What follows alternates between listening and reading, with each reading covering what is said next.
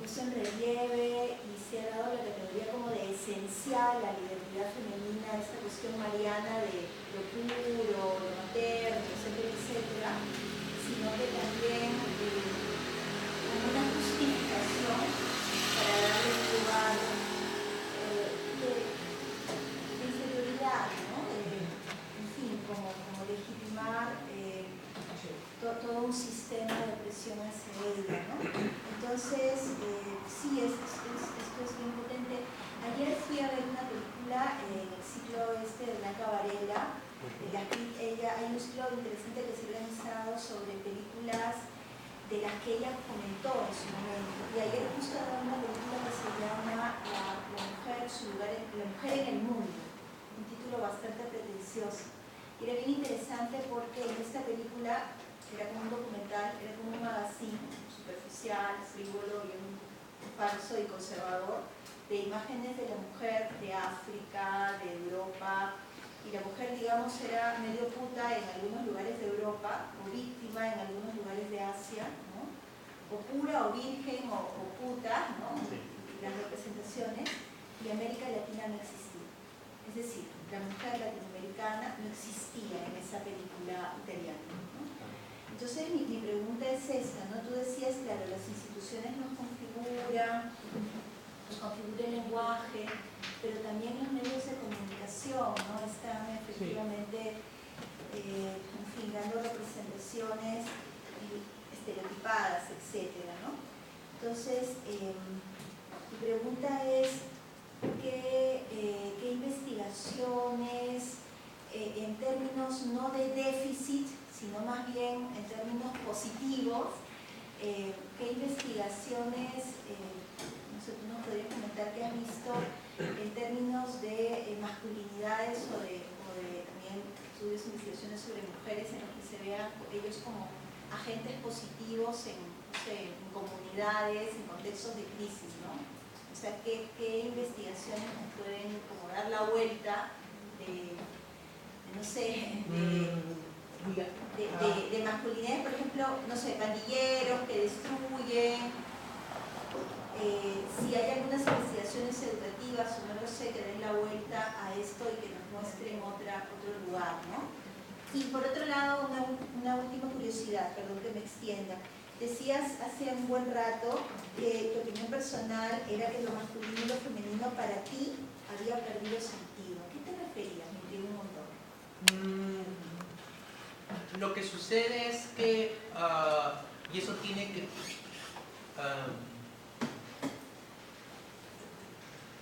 que ver con el hecho de entender la producción de lo femenino y lo masculino como resultado de dispositivos, ¿no? Como resultado de dispositivos.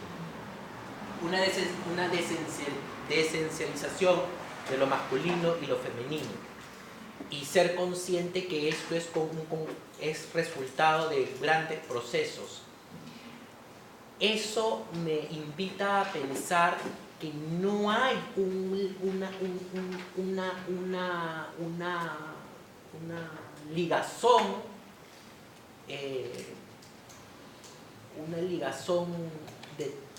única, determinada, continua, ¿no? Entonces eso lo que te... Eso me hace pensar, pero no a mí, también a otros de otra manera, ¿no? Que nosotros podemos no escoger, porque es una mala palabra. Aquí no tiene nada que ver la voluntad, por decirlo así, ¿no? La voluntad en el sentido tradicional, ¿no? Sino que podemos sintomatizar, vamos a decirlo así, de maneras múltiples, ¿no?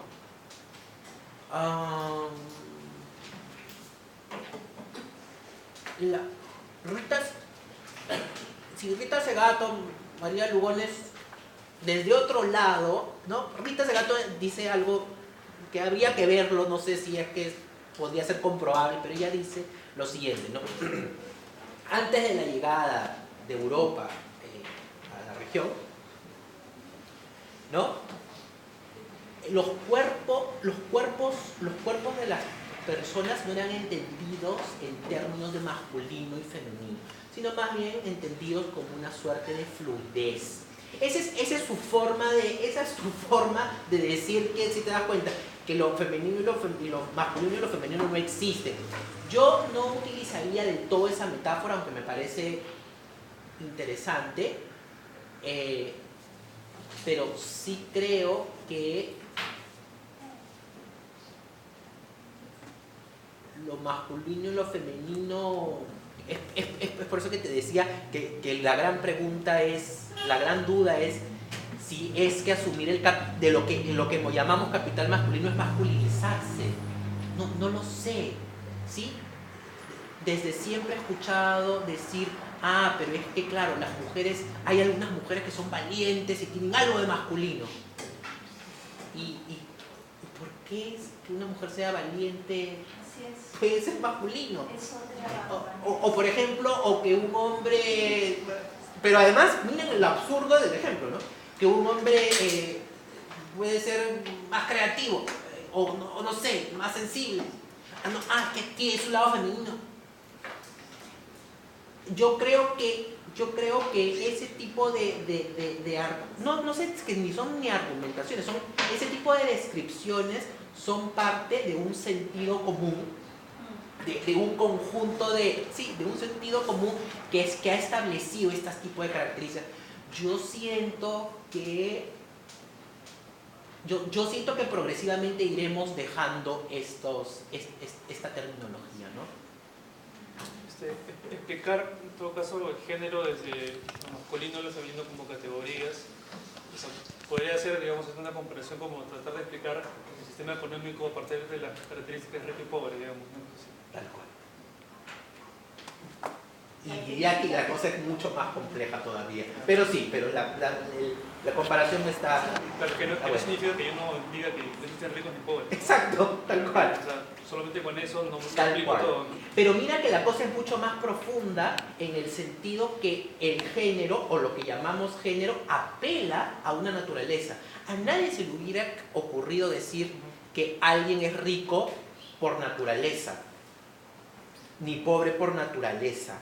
No en esos términos, pero sí se dan cuenta que el problema es que cuando hablamos de masculinidad y feminidad sí apelamos a la naturaleza, y esto es importante. Ahí viene algo de lo cual ya no llegaré a hablar, pero se los digo, y eso es por eso que es importante permitirse pensar esto desde la perspectiva decolonial, porque la perspectiva decolonial nos permite pensar críticamente cuando se funda el sentido de naturaleza que nosotros hemos asumido y desarrollado en este momento, pero desde aquí hace 600 años, si se dan cuenta, ¿no?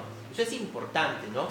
Los debates, y se los voy a decir de una manera práctica, los debates que se originaron, ni siquiera Bartolomé de la Casa con Sepúlveda, estoy hablando de los debates anteriores, un siglo antes, cuando los americanos aparecieron y comenzamos a justificar, ¿no?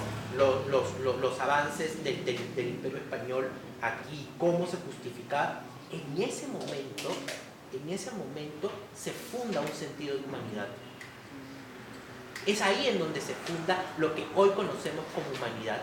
Y es ahí, en ese momento, en donde se funda la brecha en el sentido de la humanidad que vivimos hasta hoy, ¿no? Es por eso que África está como está. No es casual.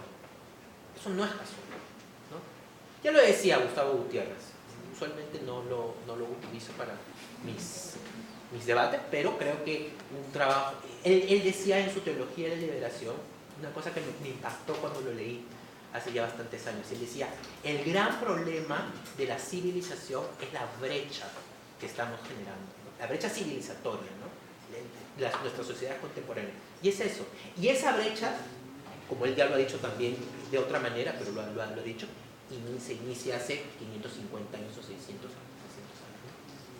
¿Por qué? Porque ahí se funda el carácter de la naturaleza. Ahí es en donde se define en una suerte de debate pero que no es solamente algo que ocurrió, o sea, no es que ocurrió en el debate entre ellos, no, sino era algo que estaba en la práctica. Estamos hablando de la Inquisición, estamos hablando del trabajo forzado, estamos hablando de la esclavización de la población afro, estamos hablando de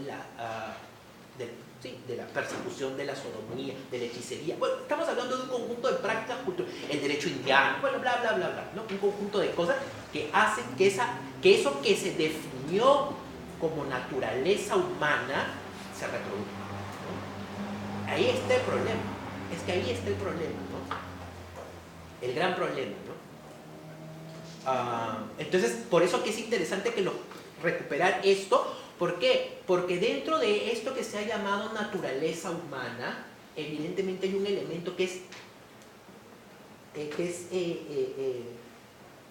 innegable, que esta naturaleza humana es dimórfica, sexualmente hablando, ¿no? Esto es muy interesante porque Lacan nos dice que empecemos por el inicio. Foucault, en su historia de la sexualidad, nos dice que lo que conocemos como régimen de la sexualidad, ¿no?, que funda lo masculino y lo femenino, empieza en el siglo XVIII, lo que él considera que el régimen, ¿no? Lacan, en su libro sobre la construcción del sexo, vuelve a repetir más o menos el mismo argumento. Jala un poquito antes la fecha, pero básicamente dice lo mismo, ¿no?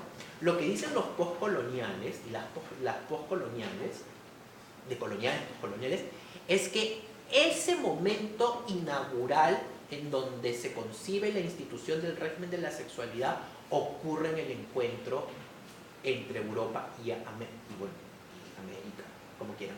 A Europa y el resto del mundo en general, porque se expandieron por todos lados, ¿no? ¿Se dan cuenta? Estoy vulgarizando el argumento, pero es básicamente esto, ¿no?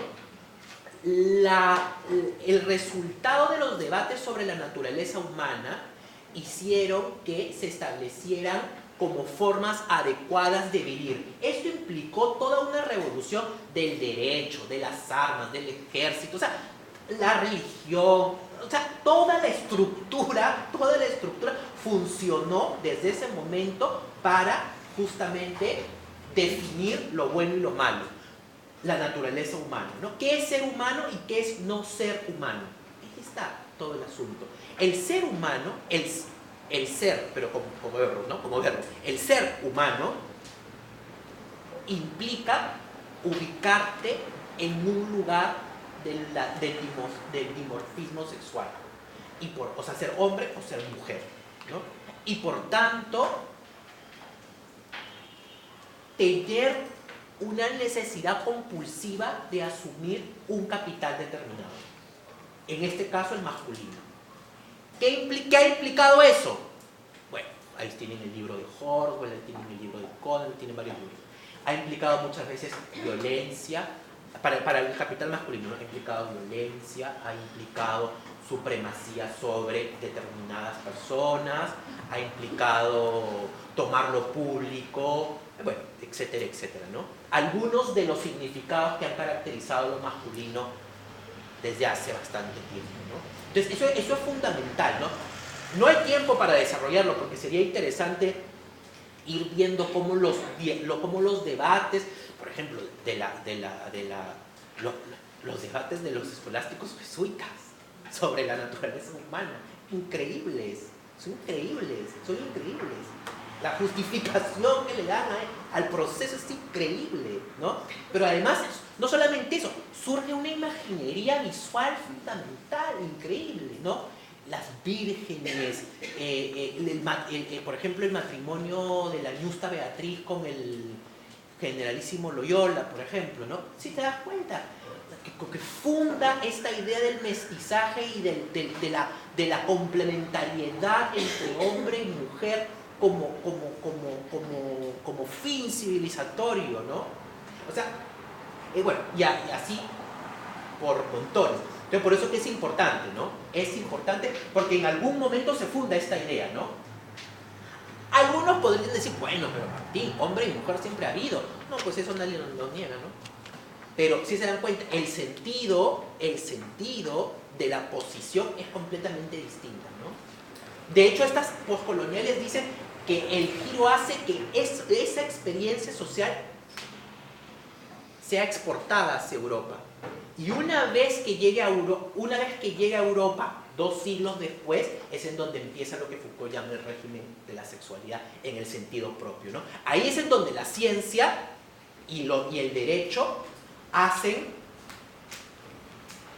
digamos a decir, hacen firme la experiencia cultural que había ocurrido 250 años antes, ¿no? Esa es la perspectiva decolonial, ¿no? Que también tiene sus cosas y sus dudas, pero me parece que esta idea es una idea matricial, ¿no? Ahora, yo sí creo que podemos, ¿no? Un ratito descansemos para... Ok. ¿Volvemos en cuánto, Martín? No sé, 5 minutos, solamente para que no nos dé... Volvemos en 5 minutos.